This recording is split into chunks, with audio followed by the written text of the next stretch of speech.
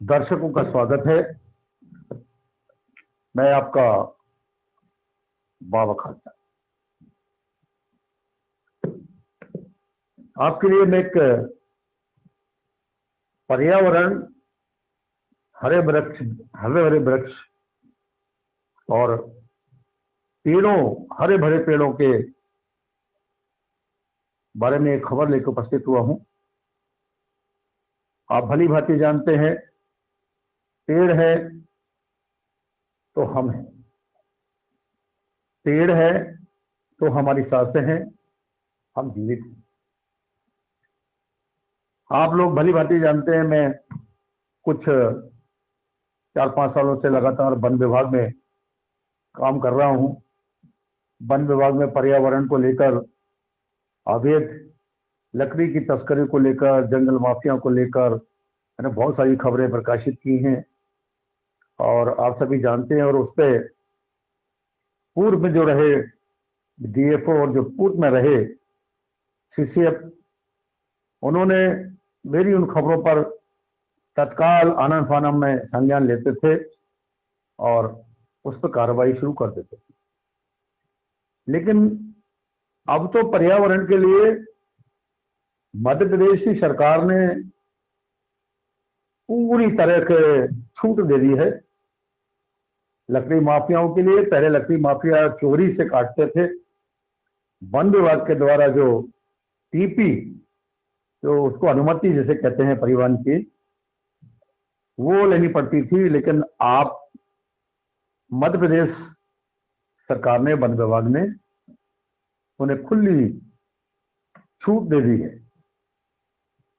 महामहिम राज्यपाल जी के यहां से एक राजपत्र जारी हुआ है, जिसमें उन्होंने 5 प्रजातियों पर बिना टीपी और बिना परिवहन की अनुमति के लिए खुली छूट दे दी है। उसे काट सकते हैं और काटकर किसी भी आरा मशीन पर किसी भी व्यक्ति को वो बेच सकते हैं। इसमें राजधानी भोपाल के आसपास के और अन्य जिलों के लकड़ी माफियाओं के हौसले बुलंद हो गए हैं और वो राजधानी के आरा मशीन मालिकों के हौसले भी बहुत बुलंद है। उनके पैर जो है वो जमीन पर नहीं कि अब हमें टीपी की आवश्यकता ही नहीं। मैं बता देना चाहता हूं कि वन विभाग और माननीय महामहिम राज्यपाल जी ने नीलगिरी, यूकेलिप्टस, कैटरीना, पोपलर, सुबमुल, विलायती बबूल जैसे वृक्षों को फ्री कर दिया है।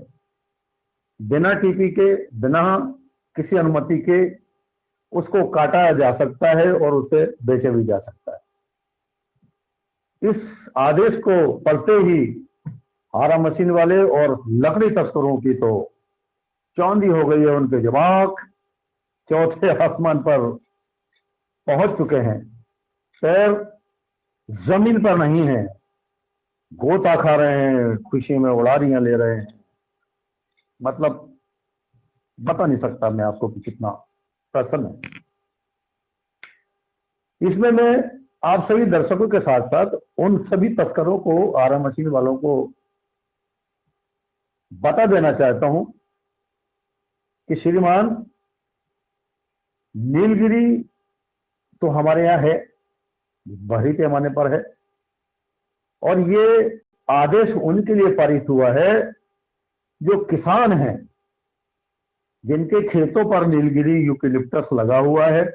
क्योंकि ये किसानों को परेशान करते हैं, क्योंकि सबसे ज्यादा नीलगिरी का पेड़ पानी पीता है। किसानों की फसलों को पानी कम मिलता है और पेड़ ज्यादा पी जाते हैं। तो उनकी खेती अच्छी तरह हो सके, उसके लिए सरकार और महामहिम राज्यपाल जी ने ये आदेश दिया है कि उनसे कोई अनुमति की जरूरत नहीं है। किसान अपने नीलगिरी के पेड़ों को आराम से काट सकता है और किसी को भी बेच सकता है। लेकिन इसमें सिर्फ किसान ही बेच सकता है। ये जो तस्कर हैं या अपने आरा मशीन वालों के और बीच में जो दलाली करने वाले एजेंट हैं उनके लिए नहीं है, सिर्फ किसान के लिए। किसान काट कर सीधा आरा मशीन पर बेच सकता है। लेकिन इस आदेश के बाद अब सारे जितने माफिया थे वो किसानों के पास जाने शुरू हो गए हैं। जितने आराम मशीन वाले हैं भोपाल जिले के और आसपास के जिलों के, उन्होंने डायरेक्ट अपने लोग उतार दिए हैं खेतों पे और लग गए हैं इस प्रतिक्रिया में कि अब हम डायरेक्ट खरीद सकते हैं। वो डायरेक्ट नहीं खरीद सकते हैं, किसान बेचेगा तो खरीद सकते हैं। किसान पर कोई किसी तरह का दबाव नहीं दे सकते।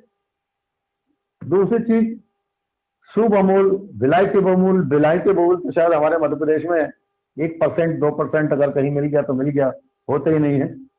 जैसे हम पीला बमूल कहते हैं, वो किसी भी टाइप की पैकिंग या किसी भी टाइप की फर्नीचर में काम आता ही नहीं है, तो उसका तो सवाल ही नहीं उठता। लेकिन जो काला बबूल है, देसी बबूल जैसे हम कहते हैं, उस पर माननीय न्यायालय ने रोक लगाई हुई है कि वो कट नहीं सकता, और उस पर वन विभाग ने, माननीय राज्यपाल ने भी कोई आदेश या किसी टाइप की उसके लिए फैसिलिटी नहीं दी है। वो प्रतिबंधित है। जितनी बड़ी बड़ी फैक्ट्रियां हैं जो बड़े बड़े जॉब बनाती हैं, बड़े बड़े प्रोडक्ट बनाती हैं, उसमें पैकिंग के लिए जो लकड़ी इस्तेमाल होती है वो 90% काला बम्बू होता है।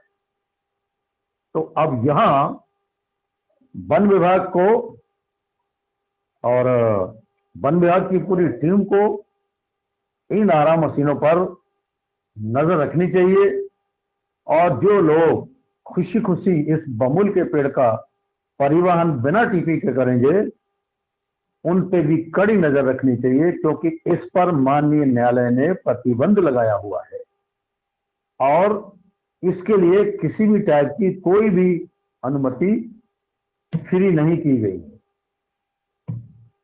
इमली, आम, नीम, शीशम, इन सब चीजें 56 प्रजातियों पर माननीय न्यायालय ने बैन लगाया हुआ है। और प्रतिबंधित सबसे चीज बड़ी चीज जो है आम का पेड़, आम के पेड़ पर भी प्रतिबंध है, लेकिन आम के पेड़ों को काट काट के आरा मशीन वाले और लकड़ी माफिया वन विभाग के कुछ बनकरियों की साठगांठ से आरा मशीन तक डंप करा रहे हैं। माननीय डीएफओ महोदय, सीसीएफ साहब, आदेश तो आपने दे दिया है, लेकिन इन सब चीजों पे रोक कौन लगाएगा? इस पर टीपी की जांच कौन करेगा? उन वाहनों में ओवरलोडिंग, इसको कौन देखेगा? थोड़ा सा आप इस तरफ ध्यान दीजिए। ये सारे पेड़, और मैं समझता हूं कि आम का पेड़ जो है उपयोगी पेड़ है, इसे तो कटना ही नहीं चाहिए, लेकिन फिर भी हरा भरा गीला पेड़ कटता है, आरा मशीनों पर डंप होता है, और उस आम की लकड़ियों से सेंटिंग का सारे पटिए, सब चीजें और भी बहुत सारे प्रोडक्ट उससे तैयार होते हैं।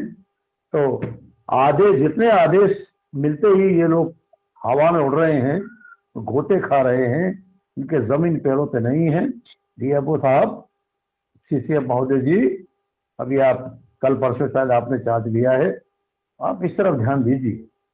सागौन, यूकेलिप्टस, इमली, शीशम, ऐसी बहुत सारी प्रजातियां हैं जिन पर प्रतिबंध है। टीपी का तो सवाल ही नहीं उठता, प्रतिबंध है। लेकिन आपका विभाग कैसे उसको टीपी देकर आरा मशीनों पे डंप करा रहा है, आपके लिए ये खबर लेके मैं उपस्थित हुआ हूं। आपके लिए एक आपका इस तरफ ध्यान दिलाना चाहता हूं, संज्ञान में लीजिए, और इस पर मुझे उम्मीद है कि आप इसे संज्ञान में लेंगे और काम शुरू कर देंगे, जांच पड़ताल तेज करेंगे। नमस्कार।